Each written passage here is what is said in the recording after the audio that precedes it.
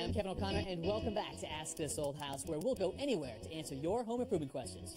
Today I'm headed to Fargo, North Dakota to help a homeowner make her backyard more enjoyable by building a patio and a fire pit. And then Tommy's got some pointers on how a little bit of maintenance on a brick staircase can save us from having to replace the whole thing. There's a lot coming up today, so stick around.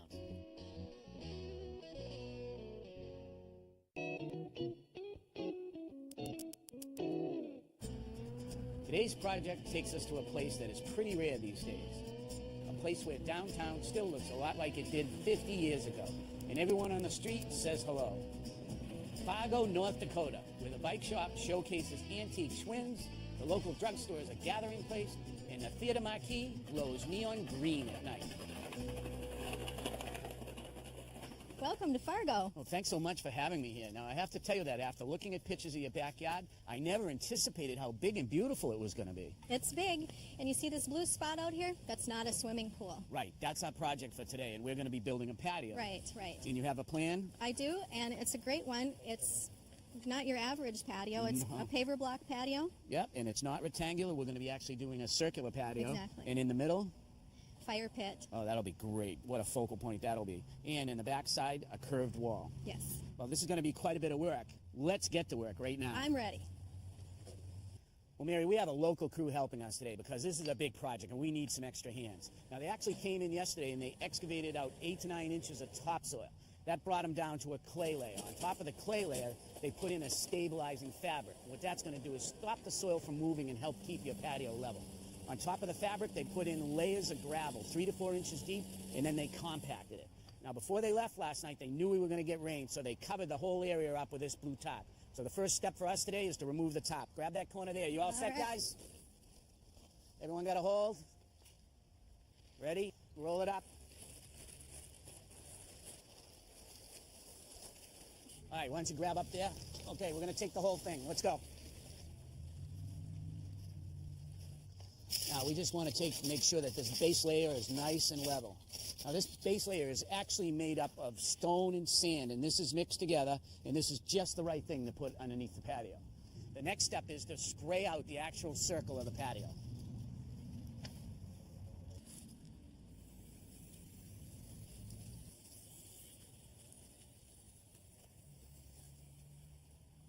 Now, using the transit they set up, they're going to shoot grades, set their rails, and then we'll be able to start screeding off of the patio. These guys have a really interesting way of setting the grade for your patio. They have channels in which these screed rods set. Now, if you look over here, you can see they've taken a piece of channel and attached nails to the bottom of it, and that gets tamped down into the ground, hammered down to just the right height. Then they set the screed rail on top of it. There's 2 others down the line that hold it in place. Now you can see that the packed material comes right up to the bottom of the screed rail. But working up to the top of the screed rail is going to be our sand, so that when we're done screeding off, the sand is going to be perfectly level with the top of the rail. Now that represents the bottom of the paver, so that the paver is just going to sit right like that on top of the sand. Now, your patio isn't going to be perfectly level. It's going to be flat, but it's going to have pitch on it to carry the water right down to the far corner and onto the lawn. In order to do that, we have to set the channels using the transit and the transit rod. Kind of go down 2 inches. 2 inches? Yep. We're using the transit to shoot a level line so that we can set these screed rails. Each one of these rails is going to have different heights on it. But we want the high point to all be the same. We're using a height of 4'11" to set all these ends. Then as you travel down the rails, they're going to drop. The middle point is going to be 3/4 of an inch lower than the high point. The far end is going to be 1.5 inches lower than the top point, so that everything drains off the patio. Mary, now it's time to level off the sand. How are we going to do that? We're going to do that using this screed rod. It's 2-inch by 2-inch aluminum. Yeah, Roger, what we found is this works much better than a 2x4, which could have a concave on it, and this stays nice and rigid as you pull. Nice and straight. Now, this sets on our rails, okay? So we're just going to take and grab it. You're going to work it back and forth. You want to make sure you always have some sand in the front. When it gets this high, just cup your hand and throw a little behind you. Okay. All right? Yeah, and if a little dribbles over the top, we can always go back. You want to watch your gloves there, Watch your Mary. gloves. You're making, okay? So what we're going to do, lift up the rod, back up, position 1. You ready? Back and forth. So once it's pulling too much, we can just call for rakers. We can back up, and the rakers will come in and pull some back for us. Boy, I like this job. Uh-huh. We don't even have to get out. Thank you, sir. You ready? Ready. Right back and forth. All right, hold on a second, Mary. You see you got a little divot right there? Mm-hmm. We're going to dump a little in. Okay, now we're going to go back with a rod. You want some more over there? Yeah, once we get back, we can kick some up with your hands. Just help and Just carry a little bit again. Voids are bad. That means a hole for your patio. So the pavers would actually settle down. Yep. Ready? Go. Much better. Keep working your way down. Turn it. Ready? Slide. Back and forth. Okay, now we'll lift the bar out of the way. Call for a raker. Raker. Boy, I like this. Isn't that nice? Yeah. Okay, now what we're going to do is we're going to move our screed rail. We don't leave these under the patio.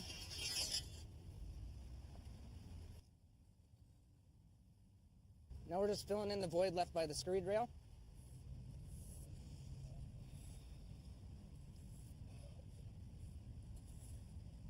Mary's now bringing the centerpiece of the patio out to Kevin. And off of that centerpiece, we're going to build our whole patio. Let's take a look at the pavers we're going to use today. These are actually concrete pavers, but the manufacturer has put them in a bin and tumbled them, and it's given them a rough edge, and that makes them look much more natural. He also dyed them a little bit. How do you like the color? I like the blended look that they have, the natural look. It does look natural. Now, most people won't build a circular patio because it requires cuts, and a lot of them. The great thing about this round patio is the manufacturer has given us pavers that'll let us build a round patio with no cuts. But he's also given us a plan we have to follow. First thing is the number 1 stone, and that's the one you already put in the center. Next one is going to be a row of number 2s, then 3s and 4s, and then a blend of 4 and 5s until we build the patio all the way out. Nice. So what we have to do is just keep supplying the guys with pavers. Okay. Now they're putting in the first row, which is the number 2s. When they're fully assembled, they'll give us a perfect radius around our center point. Looks good. This is where all that hard work we did previously pays off. We've got a great base. We've got a level sand course. Now they just have to drop the pavers down. This will go really fast. Okay.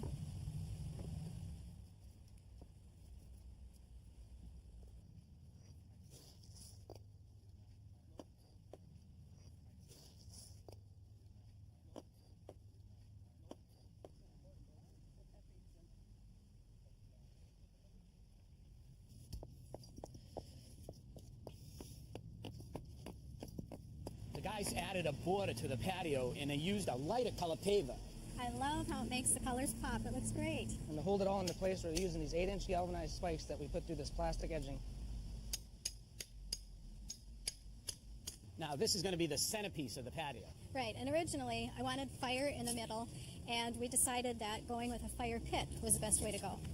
Well, the guys have laid out the first course of the fire pit. This also comes as a kit in individual pieces that are going to make a radius. What they're going to do is take and remove these bottom pavers they put in and just drop the first course in place.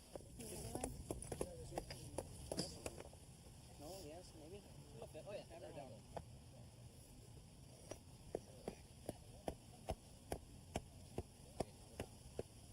There you go, guys. Now, once the base is in, we can just build on top of it using these interlocking blocks. Mary, I'm going to just pour out this polymeric sand, and I want you to spread it out into the joints. This is going to lock the pavers together and keep weeds from growing in the cracks. Make sure you do the edge right at the fire pit, too, please. Okay. The base area we prepared was more than enough room for the patio and the fire pit. On this side of the patio, we even pushed that base area out farther. Yep, we were going to make room for the wall. That'll be this tall and come around and be perfect for seating, and there'll be columns on both ends. So we'll be able to sit here Yes. and roast marshmallows. Yes, absolutely.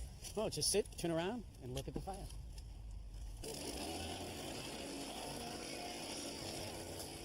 Now, with the polymeric sand swept in, it's critical to vibrate it to get that sand down into the joints.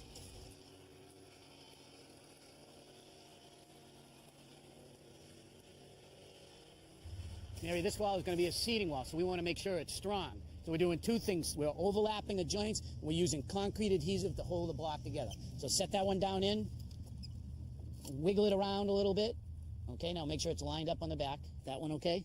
All right, let's grab another block. Now, each of the column gets a decorative cap. You all done with that concrete adhesive? I am ready. All right, I suggest you move out of the way. I'm out of your way. All right? All right, how's that look? Good. Okay, we're looking for what, 2 inches on each edge, right? Yep. May have to come a little to me. Yep, and So, Mary, what do you think? I'm thinking this is so deluxe. It's way better than I ever expected. From that little drawing we had to this, boy, real transformation, and thanks, guys. We couldn't have done it without you. our pleasure. We had a lot of fun You today. did good. Thank you. Thanks for having me out in North Dakota and Fargo. It was a pleasure. So Roger, you laid all of the courses for the patio, but when it came time for the fire pit, you actually pulled up that second course. Why? Remember, these were 2 different kits, one for the patio and one for the fire pit. Right.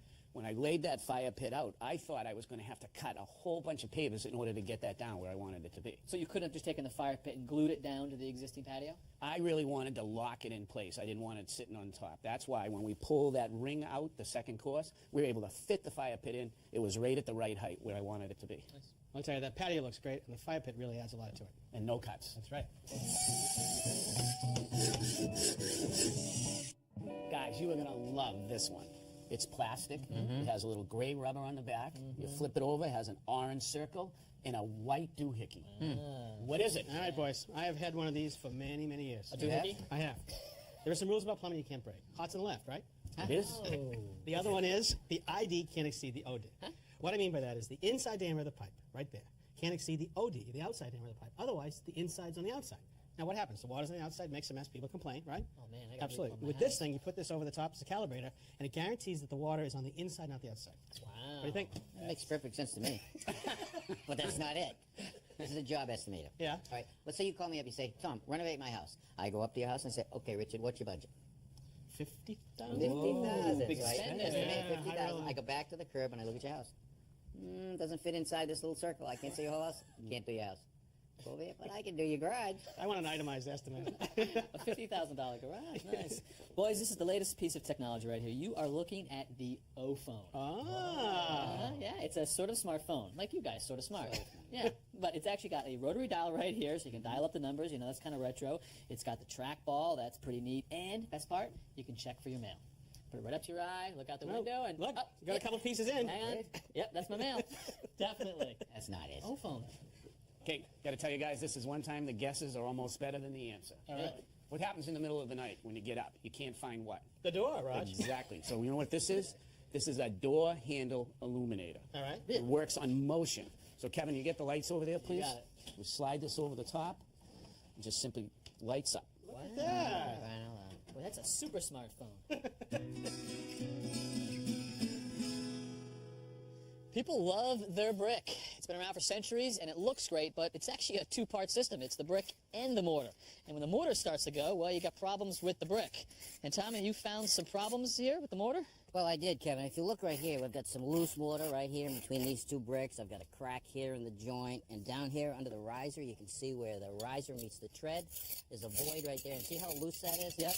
We want to get this cleaned up. So we want to scrape out some of this loose mortar right here. All right, but you got loose mortar here, Tommy, but most of these joints are actually pretty good, and some of them where there's a problem, it's just a small little gap of mortar that's missing. Right. The stairs are in pretty good shape, but this is a maintenance thing. We have a small gap here where the mortar's loose. Look, at a small gap could lead to a big gap, and in the wintertime, the water can get in there, get behind the brick, freeze, thaw, and before you know it, you're going to replace the whole stairway. So let's fix it before that happens. Right, so let's get going on scraping out all the loose mortar. All right, that looks pretty good. Do us a favor, let's get rid of the hot sun. I like the way you're thinking. So right. what are we using? Well, we got a few options. Let's start right here with a cold chisel, all right? A lot of handwork involved. You got to get in there and break up that loose mortar. Get it down. Now, I got to be careful with a chisel or any other tool we're going to use because you don't want to chip the brick itself. All right. Now, we got to drag out all this loose mortar, and we got to get down to about 3/4 to an inch, Kevin. So, you got to really get it cleaned out well. So now, what is this guy, Tommy? I've never seen this before. You've got a device with a nail sticking down that's adjustable, and it Right. rides on 2 wheels. It's actually a masonry nail. You want something that's really firm, and it's actually a gauge that will set the depth. And it's only good if the mortar is really loose. But give it a try. Drag it back and forth. You get it at the right angle, and you'll be down wherever the depth of the nail is set. Again, it's a lot of work. It is pretty handy, though. Yeah, it works. Again, I said that's great for when the mortar is really loose. It'd be nice if you could plug it in. Right. Well, this one you can plug in right here. Here's a little 4-inch grinder with a 4-inch diamond blade. Now, this is the tool that I use a lot, all right? And when I turn it on, just hold the vacuum and suck up some of the dust. Ready?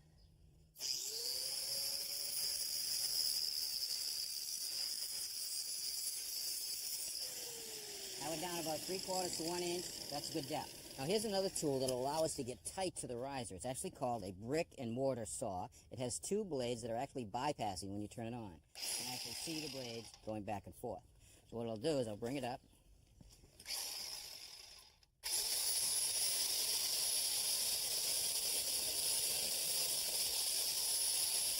I'll clean that joint right out. That is great. I love that. You can even flip it on its side to get the horizontal joint as well. You go right over the front edge. See, they get that mortar right there on the front edge.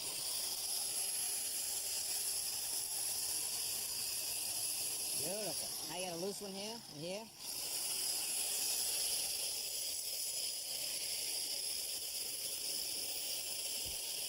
With our old mortar out, we're ready to replace it with some new mortar. We're mixing up the mortar, and this is a pre-mixed mortar. It has the right proportion of Portland cement, some lime, and some sand. So add a little water.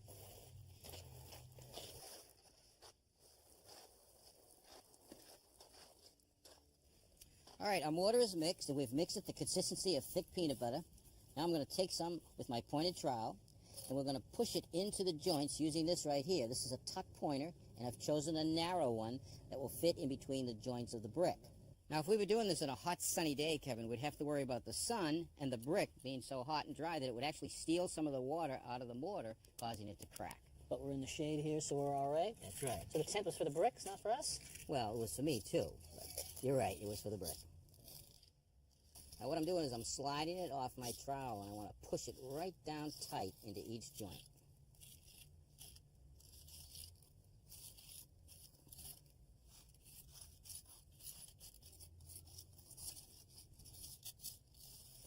And I'm going to just take my trowel, hold it under the tread like that, push it right in with the tip, working it right up there. You really do have to have the right size trowel. Yes, you do. It's got to get in there. You're doing a nice job. Now, when I'm installing the mortar into the brick joint, I try to be as neat as possible. The way I do that is I actually take the edge of the trowel and put it along the edge of the joint, and I push the mortar off the trowel into the joint, forcing it in tight. I don't want to get the mortar all over the brick itself because it stains it.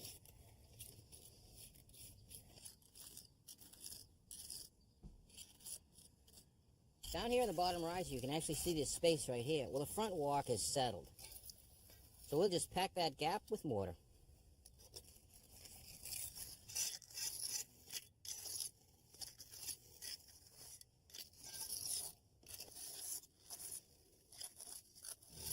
Now, all of the joints on the stair are actually a flat joint, and to create that flat joint, I'm actually using the tuck jointer. But right here, where the tread meets the riser, I want a concave surface. To do that, I'm going to use this trowel right here. It's a convex tool. I'm going to force it into the joint, creating a nice rounded edge.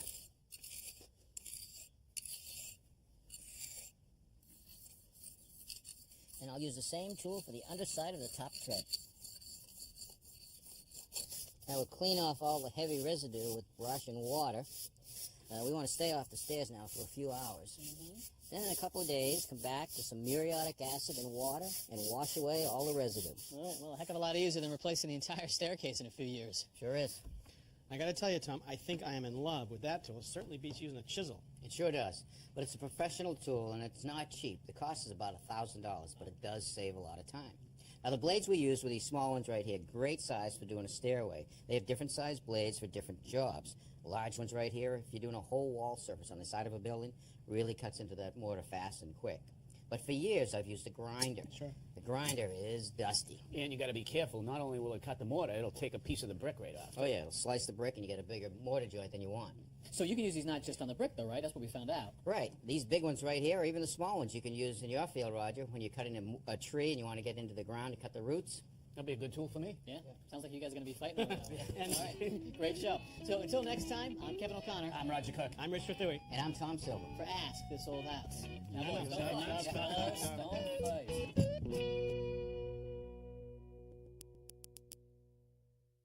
Next time on Ask This Old House, we are out on the road solving your home improvement projects. I'm going to teach a homeowner how to tame this unruly head. Wow. it really does open up the front of the house. I'm going to help a homeowner install this brand new storm door. I'm going to teach you everything there is to know about copper pipe. That's next time on Ask This Old House. If you have a question about your house or a tip you'd like to share, please let us know. Visit our website, pbs.org, for expert advice, step-by-step videos, and much more. This Old House magazine, the companion to the television series, provides advice from our experts that you've come to know. You can use your credit card to order 10 monthly issues for $10 by calling 1-800-221-5900.